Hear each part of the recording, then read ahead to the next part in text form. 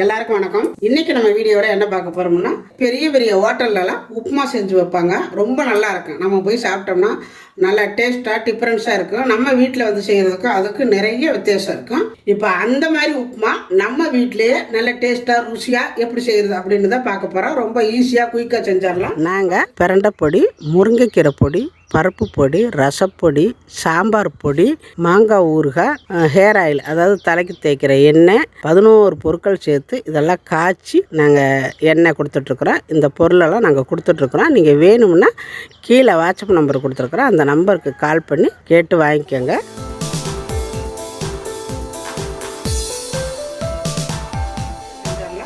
அதுக்கு ஒரு வடைச்சட்டி அடுப்பில் வச்சுருக்கிறேன். கொஞ்சம் போல் எண்ணெய் விட்டுக்கோங்க. உப்புமானால கொஞ்சம் எண்ணெய் கூட தான் விடணும்.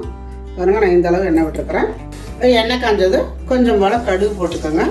கடுகு பொரிஞ்சதும் கொஞ்சமாக சீரகம், 1 ஸ்பூன் அளவு கடலைப்பருப்பு, 1 ஸ்பூன் அளவு உளுந்தம்பருப்பு நல்லா செவக்க விடலாம். கடலைப்பருப்பு உளுந்தம்பருப்புலாம் நல்லா செவந்ததும் கொஞ்சம் போல் முந்திரி பருப்பு எடுத்து வச்சுருக்கிறேன். அதையும் சேர்த்துக்கலாம். நிறையா முந்திரி போடுவாங்க ஹோட்டல்லலாம், அதே மாதிரி நானும் போடுறேன். இன்றைக்கி கொஞ்சம் கூடவே போட்டிருக்கிறேன். அது செவந்ததும் கொஞ்சம் போல் பூண்டு பொடியை நறுக்குனது, கருவேப்பிலை, ஒரு 3 பச்சை மிளகாய் 2ஆக கீறினது, நல்லா நீல வாக்கில் நறுக்கணும். பெரிய வெங்காயம் 1 வெங்காயம், இதெல்லாம் சேர்த்து நல்லா வறுத்துக்கலாம். நல்லா வதக்கிக்கலாம். இப்போ வெங்காயம் பச்சை மிளகாய் எல்லாம் சேர்ந்து நல்லா வதங்கிருச்சு. நல்லா வதங்கின உடனே 1 கப்பு ரவை எடுத்து வச்சுருக்கிறேன், வெள்ளை ரவை. இந்த 1 கப்பு ரவையை வறுக்காத ரவை தான். இப்போ இதில் தான் நம்ம வந்து வறுத்துக்கணும். 1 கப்பு ரவையும் போட்டு இதில் போட்டு நல்லா வறுத்துக்கணும், இந்த எண்ணெய் கூடவே சேர்த்து. இப்போ இந்த வெங்காயங்க எல்லாம் சேர்த்து இந்த ரவையோட நல்லா வறுவிடணும்.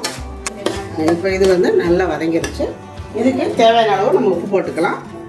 தேவையான அளவு உப்பு, அதாவது 1 கப்பு ரவை போட்டிருக்கிறேன். 1 கப்பு ரவைக்கு 3 கப்பு தண்ணி விடணும். நான் என்ன பண்ணியிருக்கிறேன்னா 2.5 கப்பு தண்ணி, 1/2 கப்பு பால், மொத்தம் 3 கப்பு எடுத்து இங்கே காய்ச்சி வச்சுருக்கிறேன், சூடு பண்ணி வச்சுருக்கிறேன். இதை வந்து கொஞ்சம் கொஞ்சமாக ஊற்றி இப்போ நம்ம இதில் வந்து கிண்டிக்கணும். அடுப்பை குறைச்சி வச்சுக்கோங்க. ஊற்றிக்கணும். இந்த மாதிரி ஊற்றிக்கணும்னா கட்டி பிடிக்காமல் இருக்கும்.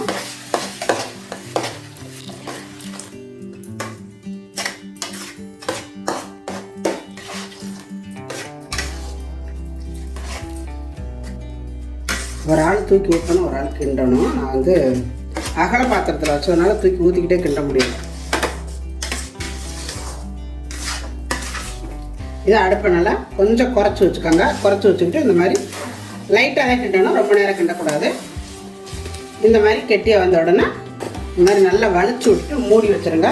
ஒரு 5 நிமிஷம் கழிச்சு ஓப்பன் பண்ணால் நல்லா ஒன்றோட ஒன்று ஒட்டாமல் பொடுப்பாக இருக்கும். இப்போ அடுப்பை ஆஃப் பண்ணிவிட்டேன். இப்போ ஒரு மூடி போட்டு மூடி வச்சிடலாம். இதில் கொத்தமல்லி தலை இருந்தால் கொஞ்சம் போட போட்டுக்கோங்க. என்கிட்ட கொத்தமல்லி தலை இல்லை, அதனால் நான் போடலை. நீங்கள் கண்டிப்பாக கொஞ்சம் போட போட்டுக்கோங்க. 10 நிமிஷம் கழிச்சு ஓப்பன் பண்ணி இதில் கொஞ்சம் நெய் சேர்த்துக்கலாம். 10 நிமிஷம் ஆயிடுச்சுனால அது நல்லா பொதுன்னு நல்லாயிருக்கும், ஒன்றோட ஒன்று ஒட்டாமல் நல்லாயிருக்கும். நல்லா நெய் போட்டுக்கோங்க நிறையாவே. நெய்யை போட்டுட்டு நல்லா கிளறி விட்டுறலாம். பார்த்திங்கன்னா நல்லா ஒன்றோட ஒன்று ஒட்டாமல் பாருங்கள் எப்படி இருக்குன்னு நல்லா பொதுன்னு வந்துடும்.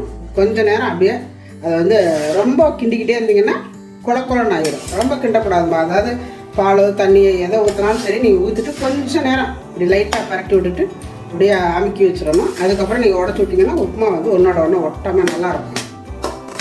இந்த உப்புமா வந்து ஒரு 5லேருந்து 7 நிமிஷத்துக்குள்ளே செஞ்சிடலாம். ஒரு பக்கம் தண்ணி காய வச்சிட்டோம்னா இந்த பக்கம் வெங்காயம் போட்டு நல்லா வதக்கணுன்னா ரவையை அதிலே கொட்டி கிண்டிட்டு காய வச்சுருக்கிற பால் தண்ணி சேர்த்து தூக்கி ஊற்றி 4 பரட்டி அப்படியே மூடி வச்சுட்டு ஒரு 10 நிமிஷம் கழிச்சு ஓப்பன் பண்ணி சாப்பிட்டா செமையாக இருக்கும். உப்புமா ரெடி ஆகிடுச்சு.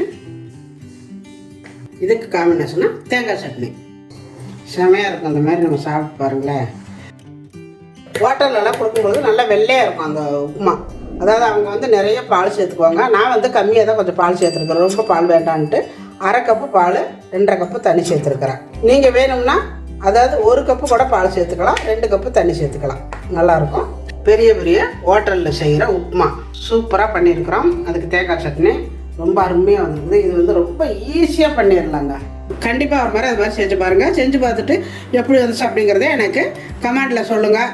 இந்த வீடியோ பிடிச்சிருந்தா லைக் பண்ணுங்கள், ஷேர் பண்ணுங்கள், செட்டிநாடு சமையலுக்கு சப்ஸ்கிரைப் பண்ணுங்கள். நன்றி. வாழ்க வளமுடன்.